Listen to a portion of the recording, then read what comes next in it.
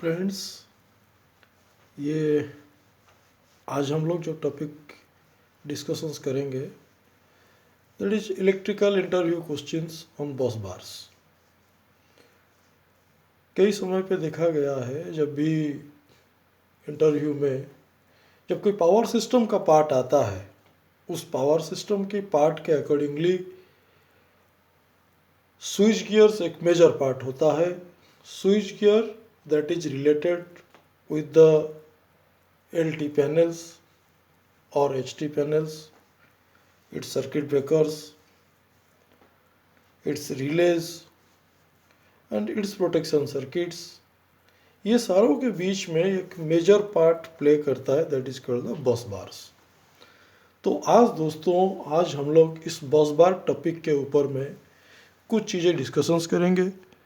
जो डिस्कशंस में जो हमारा वो मेजर पार्ट है वो ये रहेगा कि उसकी डेफिनेशंस क्या है और टाइप्स ऑफ बस बार क्या क्या होता है, इसका रेटिंग्स क्या क्या होता है और मटेरियल्स कॉमनली यूज्ड।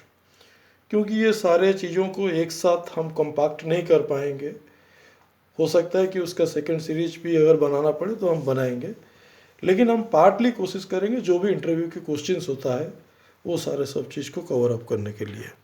आइए एक एक चीज़ को देखते हैं।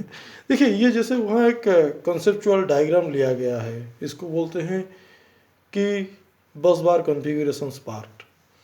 हम लोग ये आज कोशिश करेंगे जानने के लिए, ये जो उसका है मेन बस मतलब कि उसके बस बार का जो भी डेफिनेशंस आएगा वो ये आएगा, conductors to which a number of circuits are connected. इतने कॉम्प्लेक्स रिप्लाई देने की कभी भी ज़रूरत नहीं है। जब कोई पूछा जाएगा कि बस बार की डेफिनेशंस क्या है, आप उनको ये बोलेंगे conductors to which a number of circuits are connected. हम लोग ये देखेंगे कि जैसे ये हो गया कि कंडक्टर्स या कोई मेन बॉस, इसके साथ में जितने सारे सर्किट सब हमारा कनेक्टेड है। ये आइसोलेटर का सिंबल है, ये सर्किट ब्रेकर का सिंबल है, ये करंट ट्रांसफार्मर का सिंबल है, ये फिर आइसोलेटर की सिंबल है। एक सर्किट ब्रेकर के बीच में दोनों तरफ में दो आइसोलेटर यूज होता है। ये जो सिंबल है इसको बोलते हैं सिंगल आइसोलेटर, जो ऑफ लोड कंडीशन में काम करता है। आगे वाले सीरीज में इसको और डिटेल्स में डिस्कशंस करेंगे।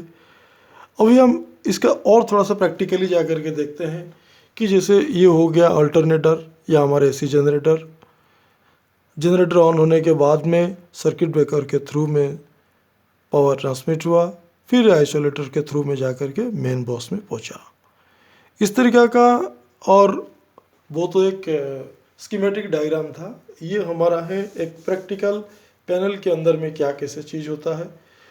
पैनल के अंदर में देखिए दोस्तों, ये जो होता है कि RYB, ये हमारा हो गया तीनों फेज का तीनों बस बार, और ये हो गया टैप करके एक एक फेज का बस बार के आउटगोइंग निकाल करके इस सर्किट ब्रेकर को इनकमिंग में दिया गया है।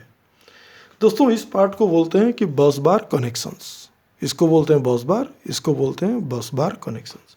बस बार कनेक्शंस क्या होता है? The conductors which form the electrical connection between the bus bars and the individual apparatus। ये जो चीज़ें हैं दोस्तों, कई बार क्या होता है, हम लोग कन्फ्यूजन में आकर के इंटरव्यू में बिना कुछ क्वेश्चंस को सुने हम लोग रिप्लाई देने लगते हैं। उसमें टाइम भी वेस्ट होता है और जो इंटरव्यू बोर्ड है उसका भी एक अच्छा इंप्रेशन उतना नहीं बनता है। इसीलिए दोस्तों हम लोग कोशिश करेंगे पहले माइन्यूटली उनकी क्वेश्चंस को सुने। कई बार ये पूछा जाता है, what is the difference between the bus bar and the bus bar connections. बस बार ये होता है, bus bar means conductors to which a number of circuits are connected.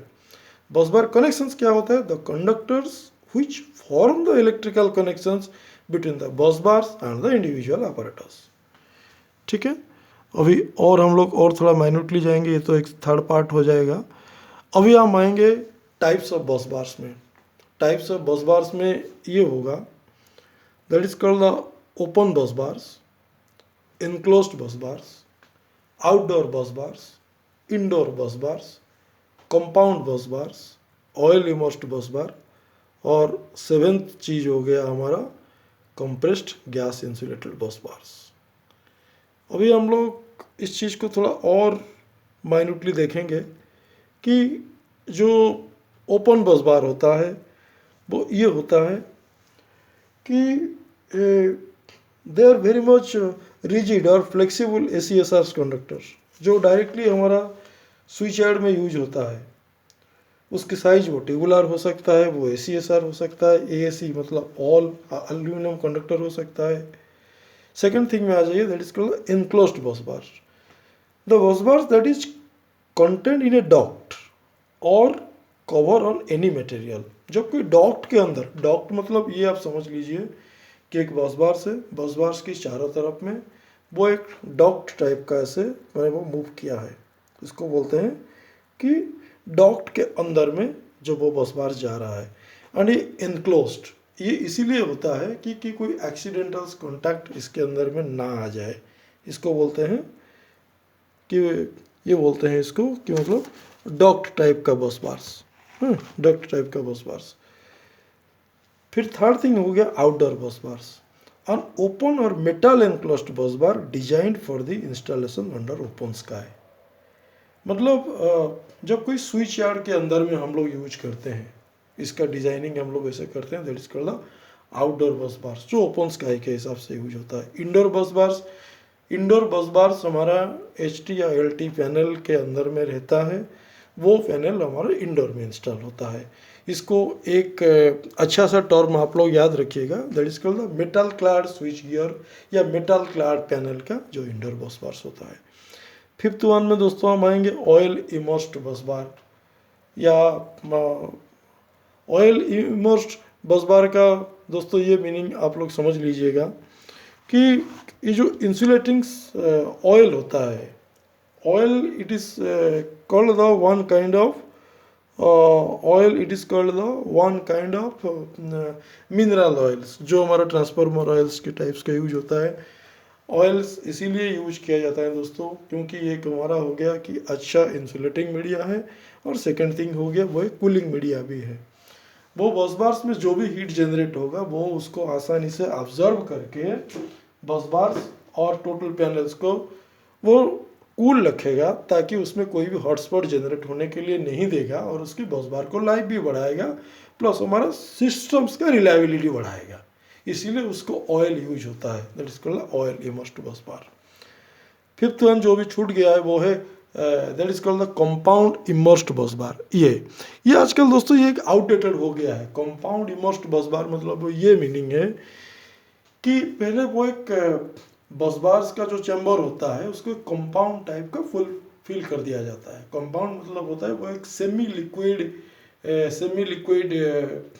One insulating material जो एक केमिकल्स है, वो जब आप उसको पोरिंग करते हैं तब वो गर्म रहता है, वो पोर होने के बाद में वो फिर अपना शेप ले लेता है, वो ठंडा हो जाता है, वो पूरा बिल्कुल वो सॉलिड हो जाता है। और जब भी हमको वो बस बार को तोड़ना पड़ता है उस कंपाउंड को हम लोगों को फिर हॉट ब्लोअर से गलाना पड़ता है। आजकल दोस्तों ये शायद थोड़ा सा आउटडेटेड हो गया है, लेकिन that is the reliable one. ये जो मेरे एक्सपीरियंस बोलता है कंपाउंड इमर्स्ड बस बार जहाँ पे भी रहता है उस बस बार में दोस्तों कभी भी फॉल्ट नहीं आया है मेरे सामने। और जो सेवेंथ वन है आज हम लोग देखेंगे, that is called the compressed gas insulated बस बार। कंप्रेस्ड गैस इंसुलेटेड बस बार दोस्तों ये होता है कि ये जो SF6 गैस होता है, ये जो SF6 गैस होता है, SF6 गैस हम लोगों का यूज करते हैं उसमें। वो SF6 गैस का वो डाइलेक्ट्रिक स्ट्रेंथ भी अच्छा रहता है। डाइलेक्ट्रिक स्ट्रेंथ अच्छा रहने से वो जो डिस्टेंस है, जो कंडक्टर टू कंडक्टर का डिस्टेंस, वो आसानी से वो कम हो जाता है। और it is also one kind of reliable बस बार सिस्टम्स।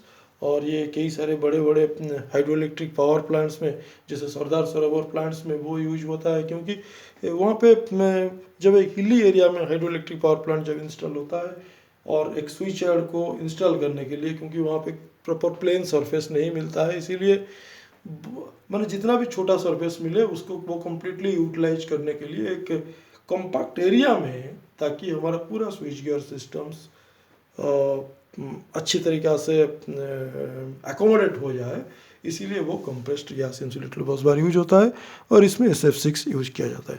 दोस्तों ये अभी जो हम लोग पढ़ेंगे ये वाला पार्ट थोड़ा सा केयरफुली रखिएगा मेरे साथ में। ये है रेटिंग्स ऑफ बस बार्स। रेटिंग्स ऑफ बस बार में ये होता है दोस्तों, ये